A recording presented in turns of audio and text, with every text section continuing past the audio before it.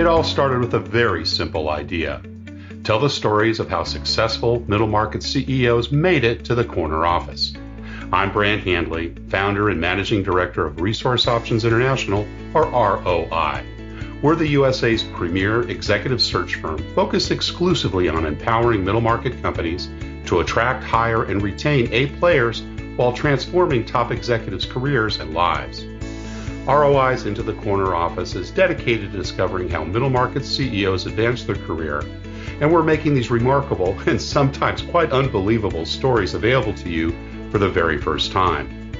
Listen and learn about the challenges they've overcome, the interesting people they've met along the way, and the lessons learned that steered these executives' unique journey into a middle market corner office of their own.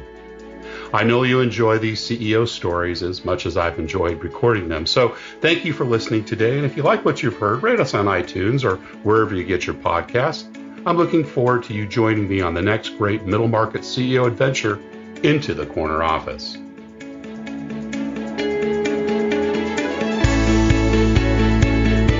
Today, my guest is Jordi Ferre, CEO of North America for HTBA, based in Cincinnati, Ohio.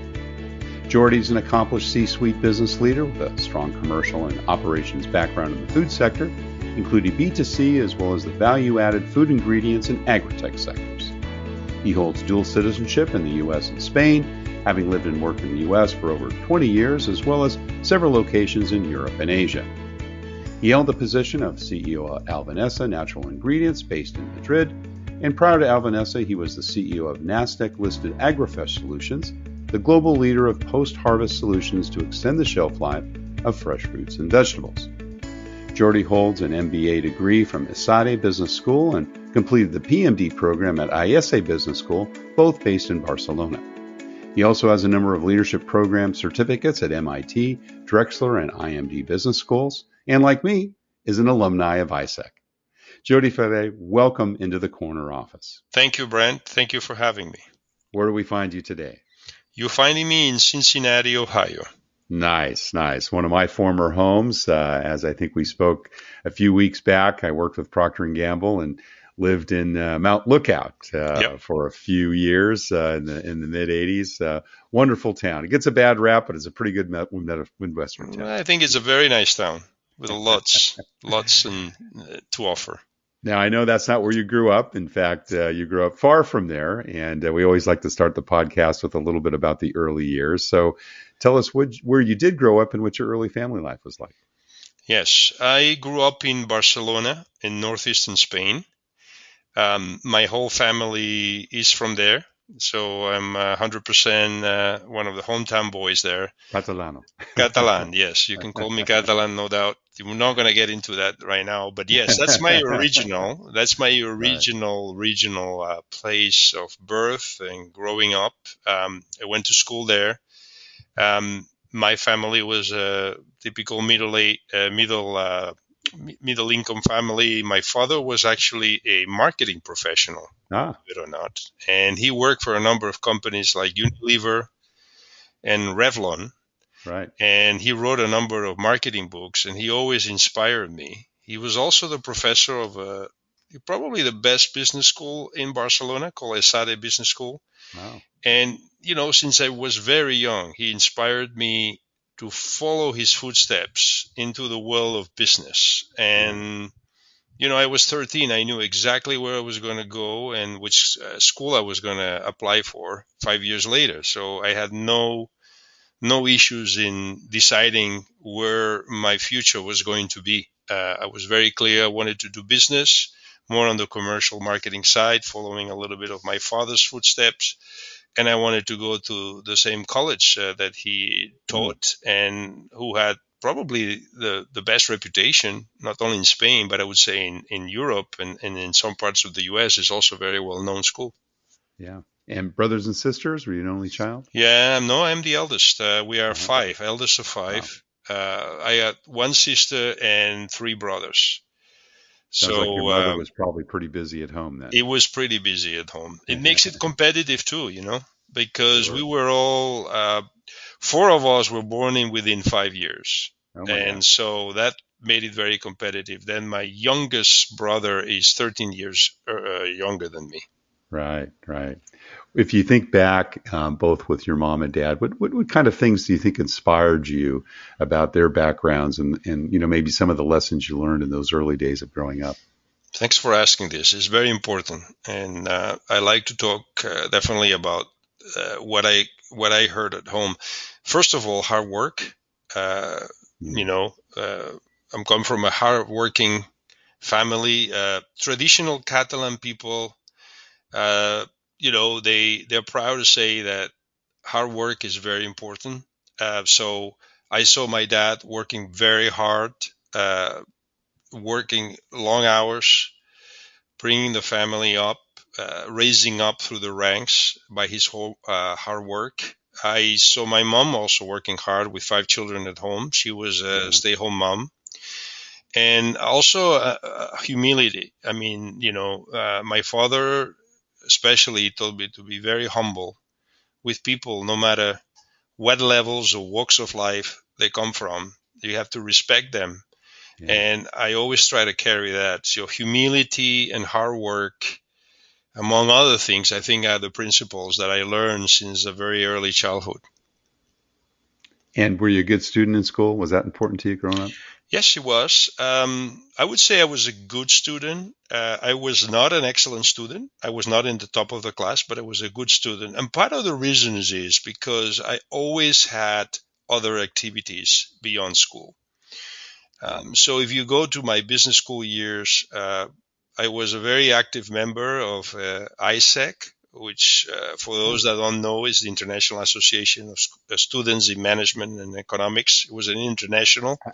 Believe it or not, I was an ISEC member as well, and I went on a couple of internships. Okay, so I was lucky to go on 3 internships, but most important, I was the president of my local chapter, and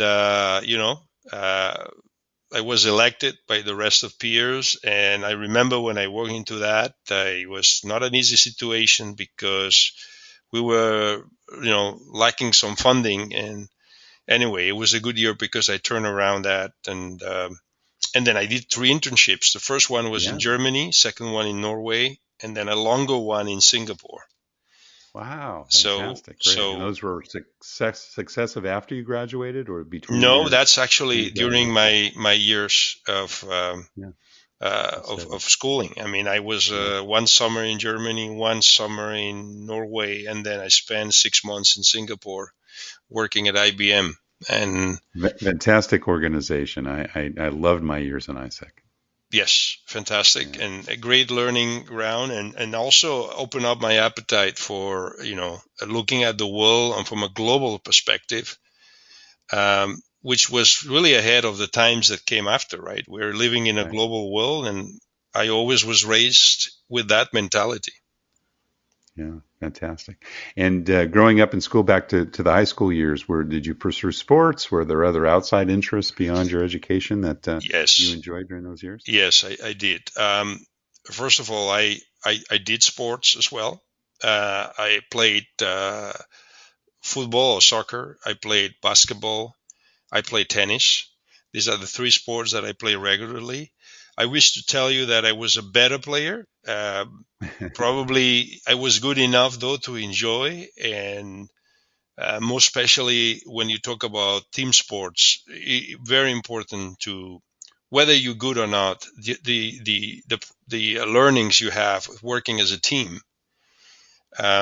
So one thing I always ended up being the captain of my teams, right? Even if I was not the best player, I was the one who was always organizing and telling people where to play in the field. And so I had that type of mentality from early on. Some of the activities I also did from an early stage. I remember when I was 17, 18, organizing summer courses for people in Barcelona to go and learn English in the UK. So I organized all of that for myself. I booked the trips, the flights, bring over the teams over to the UK. People were staying in families. So I would say that from a very early stage in my life, I always had this tendency to lead, to organize, and to take responsibility, right? Yeah. And some entrepreneurial activities as well. Kids that grow up in the U.S. typically do things around the neighborhood. Perhaps it was a little different in Barcelona, but was there money-making activity as well during those high school or early college years? Yes, of course, I did that. But I don't know if you can call it entrepreneur, but I definitely, I make, money that being a teacher. I taught English in private classes, believe it or not, at that time. I taught private classes as well to students. I also, at one point, I also work beyond studying. I was also working and helping organize companies. Like I remember in a very important food trade show, when I was still in school, I actually, was paid to help them organize and tend to people that were coming from international. So I was always definitely busy when I could to make some money for myself. So that was something that from the very early stage I did. I would say also another very interesting activity, since you asked before, things I did. When I finished my studies, and I went right after I finished my business school, I did the internship in I did an internship in Singapore, as I explained before. Yeah. And at that time, when I finished that internship, I did a few months of backpacking around the world. And that was also something I did that really, really I cherish to this day. And I still have phenomenal memories about traveling in a backpack at the time where there was no cell phones and emails or internet. So you could be lost for 2 weeks before your parents knew where exactly you were, right? Yeah. I went through Southeast Asia and the Polynesian Islands and everything. So it was some of the experience I remember. What year were you in Singapore, Jordi?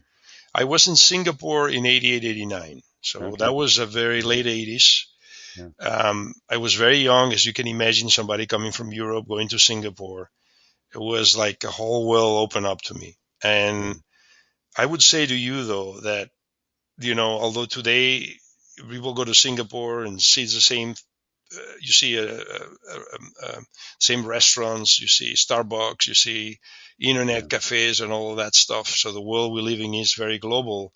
At the end of the 80s, that's not the case. You went to Singapore, you had to adapt to the food and the way of living there much more than you would do it today, right? So that gave me the opportunity to connect with a lot of the local people and understand really the Singapore character and history. So I went much more in depth into the culture around me that probably you could do if you go maybe on as an expat today. Well, I moved there in 1989 and lived there through 98. So we actually overlapped there, believe it or not. I went there as a Procter & Gamble marketing director. Who did you do your ISEC internship with in Singapore? I did with IBM. IBM, yeah. IBM was an 80 Anson, 80. Procter & Gamble was in that same building. I wonder if we maybe passed each other. We probably just crossed each other. You see, you never know. But I was on 80 Anson Road. Yeah, 80 Anson Road, and there was the IBM Tower, which at the end they move on, because at that time IBM was still into big frames and PCs and hardware, and that was before they did the transformation into being a service, a consulting company. Yeah. Procter was in that same building, and then they moved to the Gateway Towers, which was a little closer to downtown. So we probably crossed each other. We probably crossed each other. You never know. Fantastic. So on to college. You said you were inspired by your father, and did I hear you correctly? You actually went to the university where he was teaching as well. Is that correct? Correct. Yeah. Yes. And which university was that? Yes, it's called ESADE, ESADE. Business school. It's ranked always on the top, not only in Spain, but in Europe and the world. A very famous business school. My father started very early there when they started in the 60s, because he would start teaching marketing. He was at Unilever. You got to understand, the 60s Spain, you work in marketing at Unilever, and immediately that puts you in a different light, because marketing was completely alien to most companies at that time, right? So he became a professor. And I remember always, this is still I remember today, Saturday mornings, he had to go to the office there in the school and correct the exams. And I was there sitting by his side. And I don't know, you always have these memories since you were little about just being by your dad and seeing him doing the activity and making him comments about some of the exams and what he was seeing in the style and everything. And I was very young, right?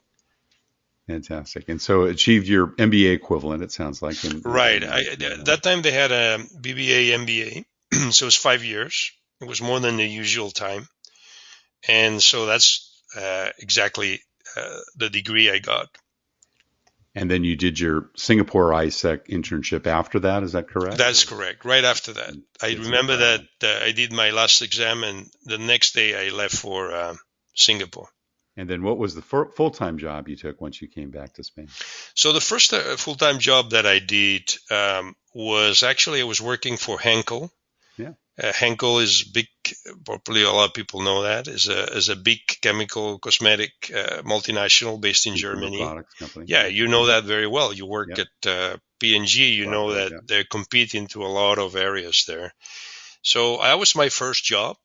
But there's something happened then that probably changed my career and my life. I was very happy there, but then a Spanish company was looking for somebody in Spain to go to work in the US. They had a subsidiary in Miami. So I decided to take a risky move, which was to leave my job at Henkel, which was obviously a promise of a great career in marketing. And I went to work for a completely different industry in the US.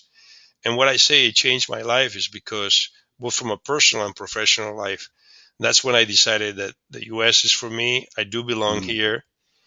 And, I went back to Spain. I worked for an American multinational, Warner Lambert. And then I came back to the US and I live ever since, became a US citizen in 2008. So, I had this vocation after going and working in the US that I had to belong here. So tell us about the time when you first started managing people. Was that at Henkel or was that at Indo? No, I actually started managing people when it's interesting because, I told you before about all my experience in always being a captain, always being the leader and everything I did. Interesting in my career, I properly started managing people, I would say, at a later stage. It was in my early 30s that I started doing that. And I started doing that at Warner Lambert. Oh, sorry. I should not say that. I was managing a small group when I was 28, when I was at Warner Lambert. Right. And then when I moved to my next company, which was a local company called Chupa, which was very, very fun company. That's when I started managing proper teams. And from then, when I moved to the US and I stay here, I started managing larger teams at a company like Wise Snacks. And then when I moved to food ingredients, I managed teams, etc. I would say that, I think it's one of the most difficult things that people have to realize is to manage people right. It's a big responsibility. And it's a big responsibility because it's just not doing the job. To me, I put myself very high standards in being a leader for my people, in taking care of my people, in mentoring them, in creating a team, in giving opportunities to people within the company to progress and move up. It's always been my motto in everything I've done. And creating, and one of my passions is creating diverse teams. In management school, I did a course at MIT, and they said that, uniform teams are easy to manage, and they have a solid, normally, performance. When you have more diverse teams, they're more difficult to manage, but the outcome and the performance you get out of them is a lot higher if you know how to manage right. And that's kind of been always the way I have looked at teams. try to bring different skills and different backgrounds to meld them, create a team, and then create a high-performing team. If you think back to some of those early management experiences, what were some of the things that you either struggled with or perhaps kind of learned the hard way early? Yes, it's a great question. It's basically you have to learn that sometimes your decisions would not always be appreciated by everybody in your team. So you cannot always be liked by people that work with you and especially for you. And sometimes you have to make the hard, tough decisions. So at the beginning, you try to be nice to everybody. You try to accommodate to what they say. But then you say, no, I'm sorry, but this is what the business needs, and I have to be very clear with that person. Normally speaking, when you get over this and you're honest and you're upfront and you explain to people, they may not agree with your decisions, but they will respect you. But sometimes it's very important that people understand that managing people is making the tough decisions, even if some of them would affect negatively people in your team or would not be of the liking. I wouldn't say always affecting negatively, but it will not be something that would necessarily, have always a very positive or being in agreement with people that work for you. You grew up in consumer products. I did too. Your father did as well, interestingly. And, it's probably one of those industries where you really work with a wide variety of people. And there's a lot of quick decisions, a lot of actions. And I know from my own personal experience, I had good bosses and bad bosses. We can call them mentors and I guess tormentors. Right. If you thought back to some of those lessons that you learned along the way, share with us some of the best kind of mentoring, great management lessons you learned from others. And then maybe one or two where you kind of observed or maybe was on the receiving end and things said, wow, I'm never going to do that again. Can you share with us some of those? Yes, of course. I can share some of those. I think, honestly, I had some great bosses, like you said. You have a little bit of bosses that they are maybe not so, but I would say to you that for me, the boss that I learned the most in my career is the boss that was toughest with me, believe it or not. Yeah. And he was toughest because he knew how to get the most out of me. He put on a lot of pressure, making sure that I was always giving my best. As a result, I was able to excel and advance in my career when he pushed me. And you know what? I never really felt he was hard. He was originally from Russia. And for some people that may have worked with Russians, they have no filter in the way they communicate. Yeah. But I never really bothered me. It never did. I never took personally the way that sometimes he expressed himself because I knew that at the end, what he wanted to do was right, that his vision for the business was correct, and that I was agreeing with him in essence. And although sometimes I did not like the delivery, I was looking through the message and what he was telling me to do, and I took it always as a challenge to stand up to that level. So to me, a tough boss, but that basically you agree with in the direction that he's setting, it's been my best experience. I honestly would say that, bosses that become too friendly, sometimes as a boss, they are not what you're looking for. And then I had a lot of bosses that the problem I had with them is that, they got a little intimidated. And it's not that I have since I was young, I have a general ability to basically have people gravitate towards me. And sometimes that created some jealousy with my direct supervisors, which was not provoked. But I would say that the best lesson was a very tough boss that got the most out of me, made me advance in my career, and which at the end, delivery aside, we would always agree in where the company was supposed to go. Love that. Your first CEO position, I believe, was with AgroFresh, right? That is Back in correct. 2016, 10 years ago. But you'd been with your previous company, PureCircle, for about 8 years. Correct. Now, tell us a little bit about that transition. Were you looking to, achieve that corner office at PureCircle and was recruited away? Were there some things that changed? I'm interested in that transition. So at PureCircle, I started managing what we call it the commercial division, which is basically all commercial activities, meaning sales, but also marketing, applications, and other aspects of that. I was able to build a global infrastructure that was very successful. As a consequence, I was promoting to be the chief operating officer, which included a move to Malaysia for 2.5 years. I was living in Kuala Lumpur because that's where the headquarters of the company were based. And beyond my previous responsibilities, I took over operations, agriculture, and the rest. So it was a very, very busy job. I was the chief operating officer. My boss was the gentleman that I just mentioned before. He was the CEO and founder of the company. And in 2016, I had been 8 years.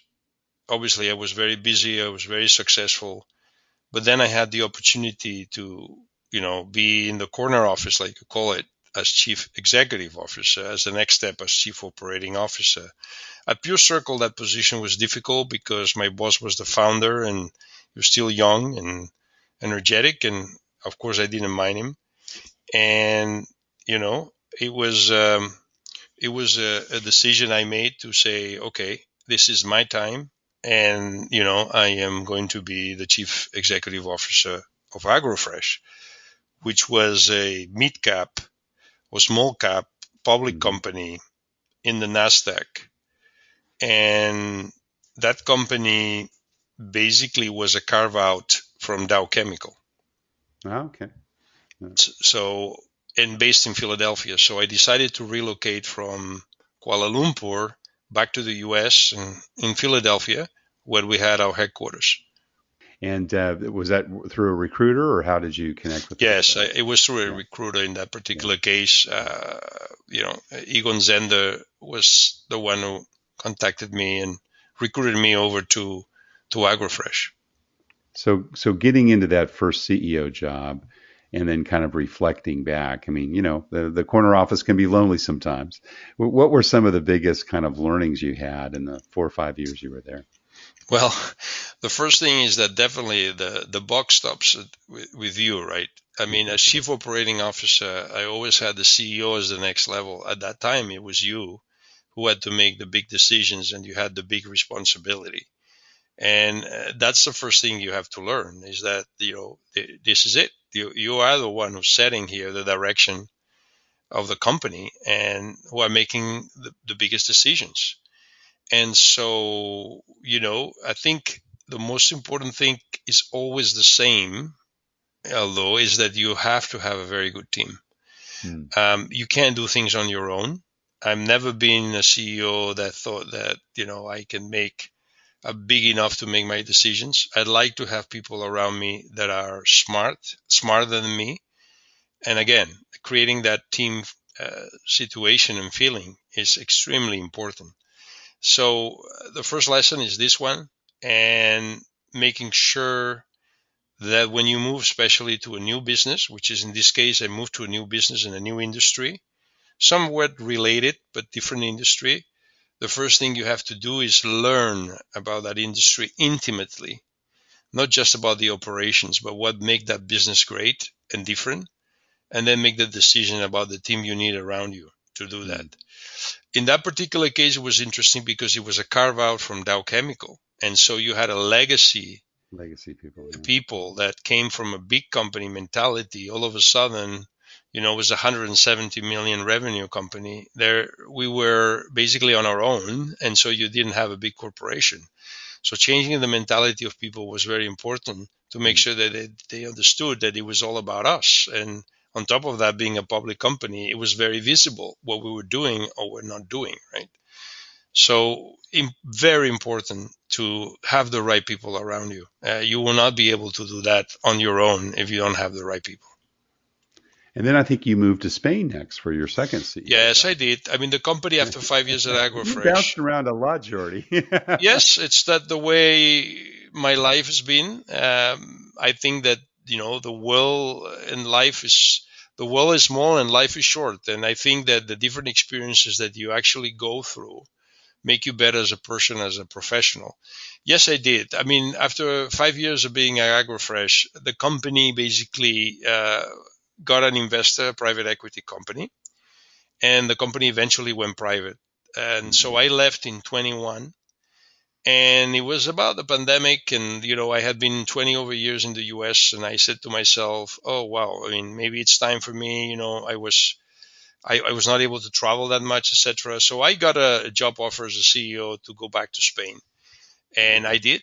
I went to central Spain, although I'm from the northeast, and I was CEO of a company called Alvinesa, which is also another ingredient company that upcycles grape pomace to turn it into ingredients. So I was able to use my experience in ingredients as well as trying to move the company more commercially driven, more marketing driven. We created a whole new message for the company and opening new markets. In that particular case, food. I hired a team to go after food, marketing. I kind of try to do that company that was very successful but was more commodity based to move into a more value added space.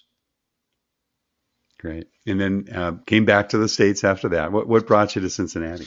I have managing now. I'm the CEO of a Spanish company here in the U.S. that operates in the U.S. Company is called HTBA. And what the company does is actually extraction of natural ingredients, flavonoids, to sell into the flavor as well as the food and beverage industry, which is an experience that I have had before. The company needed a change here in the U.S. I know the CEO, and this is where I belong, as I said before. I'm American through and through. I just realized that through my stint in Spain. Right. And so I'm helping basically the company market the products to the big global key accounts, and also creating strategies, the team and everything else that was very badly needed is what I'm enjoying. And yes, very happy to be here. How do you go about building a successful workplace culture? I think it starts by, that's a good question, because it's always been in my mind every time I enter a new place. The first thing is you have to lead by example. What do I mean by that? Well, you have to communicate to people. You have to be close to people. You have to show them in every communication you do that you clearly know where the company should be going and what direction you're setting. It's very important. You have to make sure that also you lead by example. One thing I don't like, and I can't stand it, is any political, sometimes dynamics that may be created in companies when people work in silos, or they have, a little bit of a mistrust among each other. I don't like that. So the first thing I try to do is make sure that this is a functioning team, that people communicate, that people openly treat conflict, which is one thing, the worst thing you can do. There's always bound to be conflict. We are humans. We work every day. We spend most of our time in our office, and there's going to be conflict. You can't really like everybody. But the most important thing is that the conflict is not really put under the carpet. It's put in the open. And many times I had mediated with people to create that. And another thing also in the culture is I like to, at the end, create a culture towards performance, meaning that, people know where they stand at all times towards their goals, that there is a proper follow-up and review of where we're doing with the goals, what kind of actions do we need to take preemptively to correct any course of action that may not go in the right way. And I always lead an example as well by responding to emails and to people very fast, because I want to put that culture that, there's an urgency in what we do, and there's nothing that can wait to respond to emails, messages, or meetings. I always like to have a culture that actually it's a culture of urgency. How do problems get solved in your organization, and when do you get involved? Well, first of all, you have to have a style that is not, you have to have a hands-on style, but not micromanage. So you need to know at all times what is going on in the different functions and departments, and understand what is important for each one of those departments to deliver. What are the main issues? What are the things that we need to accomplish first and foremost? And you need to be informed on how those are moving. You step in when you see that things are not moving the right way and people need your help to, sometimes you have barriers in the organization or outside.